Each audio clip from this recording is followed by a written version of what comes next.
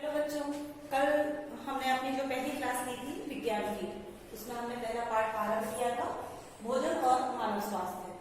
भोजन में हमने पढ़ा था कि जो भोजन हम करते हैं वो कैसा होना चाहिए, संतुलित होना चाहिए, उसमें सभी वो पोषक तत्व मौजूद हों जो हमारे लिए आवश्यक होते हैं।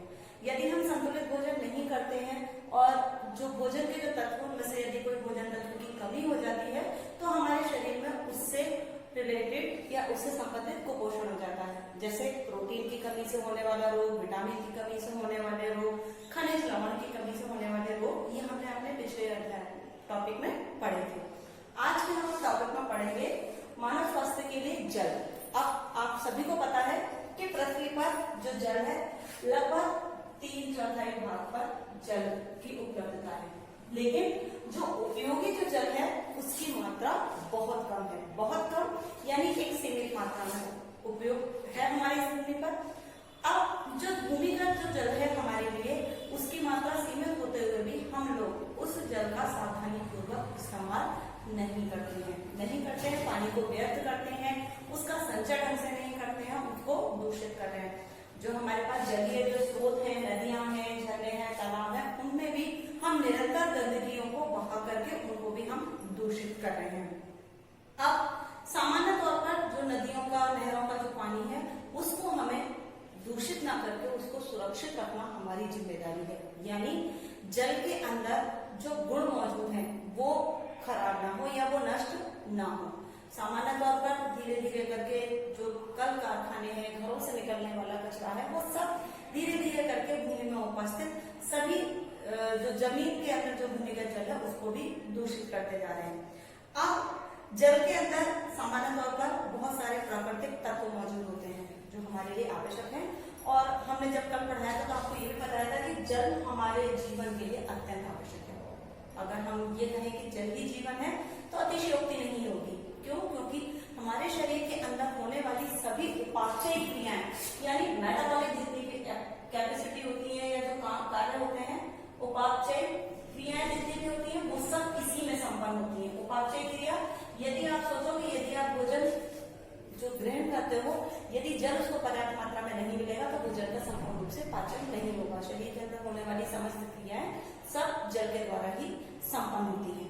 अब आप सोच रहे हो कि भाई जल हमारे लिए इतना आवश्यक है, तो कई बार ऐसा भी होता है कि जो जल है वो नदियों में, नालों में जो बह रहा है तो लोग उसको दूषित क्यों कर रहे हैं? लोग जो कारखाने हैं, घरों से निकलने वाला कचरा है, उनसे निकलने वाले जो नाले वगैरह है, स्रोत है, उन सबको सीधे नदियों में या जो हमारे जो जल स्रोत है उनमें पहुंचा देते हैं, जबकि उनको उपचारित करके उसमें छोड़ना चाहिए, क्योंकि जल का एक चक्र होता है और निरंतर जल पृथ्वी से भाप बन के आसमान में जाता है और फिर वापस जमीन में आता है। जल ही एक प्रकृति में ऐसा तत्व है जो तीनों अवस्थाओं में मिलता है।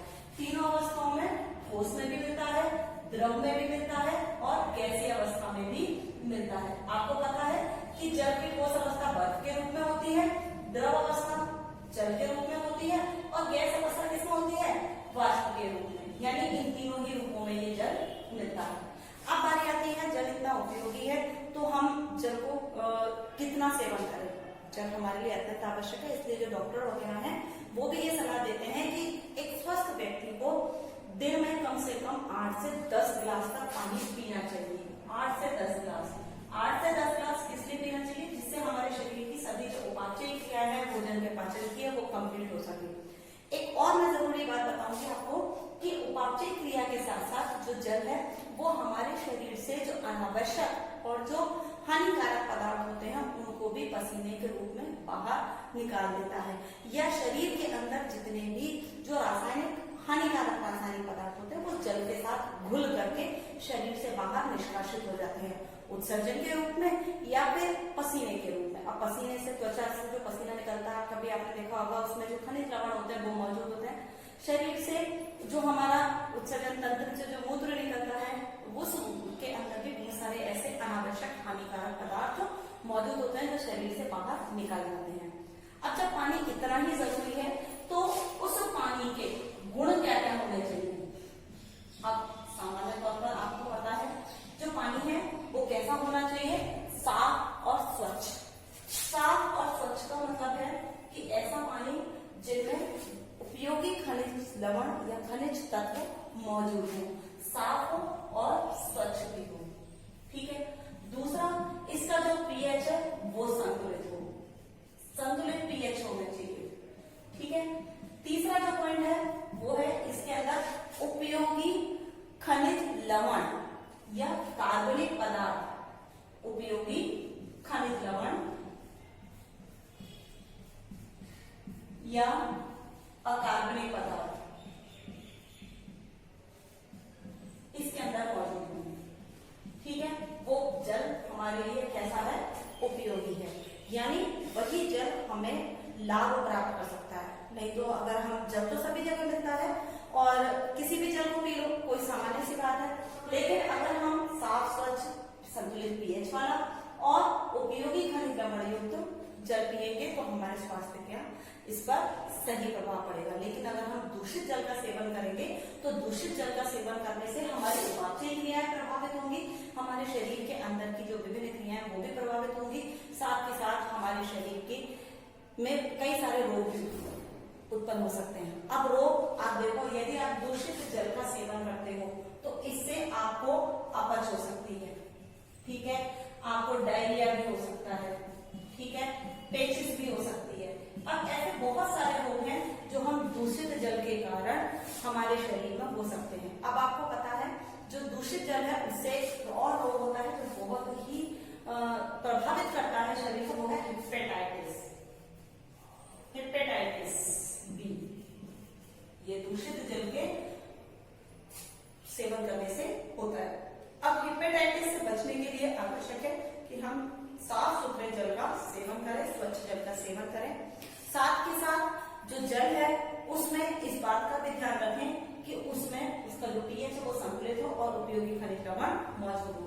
यूं तो जल के अंदर बहुत सारे सूक्ष्म जीव भी पाए जाते हैं, लेकिन कुछ सूक्ष्म जीव ऐसे होते हैं जो लाभकारी होते हैं और कुछ ऐसे होते हैं जो हमारे लिए हानिकारक होते हैं। तो अब हानिकारक जीव कब होंगे, जब वो जल दूषित होगा। यदि हम स्वच्छ जल का सेवन करेंगे तो लाभदायक उसके अंदर सूक्ष्म जीव होंगे जो हमारे लिए लाभकारी है। अब हमारी आती है कि इसमें जल के अंदर एक विशेष प्रकार का रोगजनक पाया जाता है जिसको हम कहते हैं ड्रैकोनकुलस मेंडिगेनेसिस। ड्रैकोनकुलस मेंडिगेनेसिस ये एक प्रकार का कृमि है। यदि अगर हम दूषित जल का सेवन करते हैं तो ये सामान्य तौर पर हमारे शरीर में प्रवेश कर जाता है और इसके प्रवेश करने से शरीर में नर्व रोग हो जाता है, जिससे अनिद्रा जैसे रोग के लक्षण भी बन जाते हैं। अब इसको अगर इस कृमि को हमें यहाँ से दूषित जल का सेवन अगर हम करेंगे तो ये कृमि हम लोग हो जाएगा, क्योंकि ये जो कृमि है ये पानी के अंदर ही अपने अंडे देता है और अगर इसकी संख्या धीरे धीरे बढ़ेगी तो ये मानव शरीर में भी पहुंचेगा और हमारे लिए नुकसान भी पहुंचाएगा। जल के इस टॉपिक के बाद हमारा जो नेक्स्ट टॉपिक है वो है मोटापा। आपने अपने आसपास अपने घर में मोटे लोग तो देखे होंगे ना, और यदि आप में से भी कोई मोटा है तो उनको भी देख के बच्चे चढ़ाते हैं क्लास में अगर कोई मोटा है। तो मोटापा हमारे लिए एक रोग है। अब आप कहोगे कि भाई अगर कोई व्यक्ति मोटा है तो वो तो खाते पीते घर की निशानी है, लेकिन शरीर के अंदर यदि अनावश्यक चर्बी चढ़ जाए या अनावश्यक रूप से शरीर का आकार या आकृति बढ़ जाए तो उसको हम मोटापा कहते हैं। मोटापा सामान्य तौर पर ऐसा माना जाता है कि असंतुलित भोजन करने से, व्यायाम न करने से शरीर के अंदर मोटापा बढ़ता है। अब मोटापे की बहुत सारी वजह हो सकती है। वजह जैसे हम अगर जनरली माने तो कुछ लोग ऐसे होते हैं जो व्यायाम नहीं करते, कुछ में हेरिडिटी के कारण भी मोटापा होता है, और कुछ लोगों में जैसे जो जंक फूड जो होते हैं, जैसे आप सभी को पसंद है पेस्ट्रीज, पिज्जा और बर्गर वगैरह जो आप खाते हो, तो ये सब चीजें जो होती है हमारे स्वास्थ्य पर विपरीत प्रभाव डालती है। विपरीत प्रभाव डालने से क्या मतलब है कि शरीर के अंदर वसा की मात्रा बढ़ती चली जाती है, पोषक तो मिलता नहीं है बल्कि इससे मोटापा या चर्बी चढ़ती चली जाती है।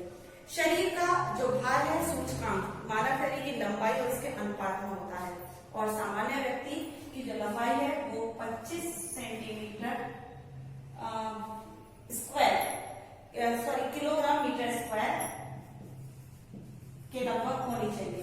यदि इससे ज्यादा है 30 किलोग्राम मीटर स्क्वायर से ऊपर यदि निकल जाता है तो इसका मतलब उस व्यक्ति में मोटापे के लक्षण है। मोटापा बहुत से रोगों को निमंत्रण देता है। आप जो लोग मोटे होते हैं आप उनसे पूछो, उनको ढेर सारी बीमारियां धीरे धीरे करके उनके शरीर में बढ़ती चली जाती हैं। अब मोटापे से कौन कौन से रोग हो सकते हैं? सबसे पहला जो रोग है वो है इसके अंदर डायबिटीज। डायबिटीज जो है वो ज्यादातर मोटापे के में ही होता है। दूसरा जो रोग है वो है हृदय रोग। सामान्य तौर पर मोटे लोगों को हृदय संबंधी जो रोग है वो होने की संभावना ज्यादा रहती है, जैसे बीपी का होना, कम या ज्यादा होना। सांस संबंधी जो बीमारियां हैं, कैंसर है, ठीक है, सांस संबंधी रोग या कैंसर, ये सभी मोटे व्यक्तियों में होने की संभावना ज्यादा हो जाती है, यानी ज्यादा बढ़ जाती है। मोटापा और शरीर का वजन बढ़ना ऊर्जा के संचय और ऊर्जा के उपयोग के बीच असंतुलन पैदा कर देता है, जिसके कारण जो हमारे जो क्षमता है, अधिक से अधिक काम करने की जो क्षमता होती है वो धीरे धीरे करके कम हो जाती है। और काम करने की यदि हमारे शरीर के अंदर क्षमता कम हो जाएगी तो हमारा शरीर बेकार हो जाएगा। इसलिए जरूरी है कि मोटापे को कंट्रोल करने के लिए या मोटापे को संतुलित रखने के लिए हम संतुलित भोजन का उपयोग करें, एक्सरसाइज करें, योगासन करें, जिसकी वजह से हमारा शरीर स्वस्थ रहे और मोटापा ना बढ़े। मोटापे के बाद हमारा जो टॉपिक है वो है रक्तचाप। अब रक्तचाप, अभी हम बात कर रहे थे मोटापे की। अब आप सोचो जब शरीर में मोटापा बढ़ जाएगा तो जाहिर सी बात है कि ब्लड प्रेशर की बीमारी तो बढ़ेगी, क्योंकि मोटापा होने से शरीर के अंदर हमारे हृदय तक जो रक्त वाहिनियां आती है, रक्त वाहिनियां कौन कौन सी हैं जो हृदय तक रक्त लाने ले जाने का काम करती हैं? एक धमनी और दूसरी शिरा, ठीक है। धमनी हृदय से जो शुद्ध रक्त होता है उसको शरीर के विभिन्न भागों तक या विभिन्न कोशिकाओं तक पहुंचाने का काम करती है। जब इस पर चर्बी चढ़ जाएगी तो क्या होगा कि रक्त का प्रवाह शरीर की विभिन्न कोशिकाओं तक नहीं पहुंचेगा, और ना पहुंचने के कारण ये धमनियों की जो भित्तियां है वो क्या हो जाएंगी? सिकुड़ जाएंगी, और रक्त के अंदर जो उसका प्रवाह है धमनी के अंदर वो धीरे धीरे करके कम हो जाएगा। सामान्य व्यक्ति का जो रक्तचाप होता है वो 80 से 120 होता है, यानी यदि इससे कम या इससे ज्यादा है तो वो व्यक्ति रक्तचाप का रोगी है। रक्त यानी ब्लड प्रेशर कुछ नापने के लिए एक रक्तचाप मापी उपकरण का उपयोग किया जाता है, जिसको हम स्पाइरोमीटर कहते हैं, इसको रक्तचापी। अब रक्तचाप यानी मापने वाला, इसको हम क्या कहते हैं? स्पाइरोमीटर। स्पाइरोमीटर, जिससे ब्लड को, इसको प्रेशर को नापा जाता है। इसको नापने के लिए विशेष प्रकार का उपकरण आता है, जिसको हाथ पर बांध करके उसके पंपिंग से उसके जो अंदर की जो एयर होती है उसको निकाल दिया जाता है और फिर ब्लड का प्रेशर नापा जाता है। निम्न रक्तचाप यानी अगर 80 से कम का यदि किसी व्यक्ति का है तो उसके धड़कनें जो होती हैं वो धीरे धीरे करके कम हो जाती हैं, घबराहट, बेचैनी होती है, सिर में दर्द होता है, कार्य करने की क्षमता कम हो जाती है। अगर लो ब्लड प्रेशर यदि 120 से ऊपर या इससे 90 से ऊपर का यदि किसी का ब्लड प्रेशर जाता है तो मांसपेशियां काम करना बंद कर देगी, हृदय की धड़कन तेज हो जाएगी, बार बार पसीना आएगा, घबराहट, बेचैनी होगी, और ऐसी परिस्थिति में व्यक्ति उच्च रक्तचापी रोग से ग्रसित हो सकता है। अब दोनों ही परिस्थिति में रोगी का ध्यान रखने के लिए आवश्यक है, यदि किसी का ब्लड जो है प्रेशर वो यदि कम है तो उसको उचित मात्रा में नमक का सेवन करना होगा, क्योंकि आपको एक चीज मैं बता दूं कि लो ब्लड प्रेशर की कोई दवाई नहीं है। हाई ब्लड प्रेशर को कम करने की मेडिसिन जरूर है लेकिन लो को नहीं है। उसके लिए अच्छा है कि उनको अपने दैनिक जीवन में उपयोग में नमक का समान मात्रा में उपयोग करें, और यदि कम है तो अपने भोजन की मात्रा में नमक बढ़ा दें, और जिनका हाई है उनको नमक की मात्रा कम करनी पड़ेगी, और इस प्रकार हम शरीर में रक्तचाप को संतुलित रख सकते हैं। आज के लिए आपका जो टॉपिक है वो इतना सफिशिएंट है। आपकी अगली क्लास में हम आपको नेक्स्ट जो टॉपिक है वो पढ़ाएंगे आपके नशीले पदार्थ, और शेष टॉपिक आगे के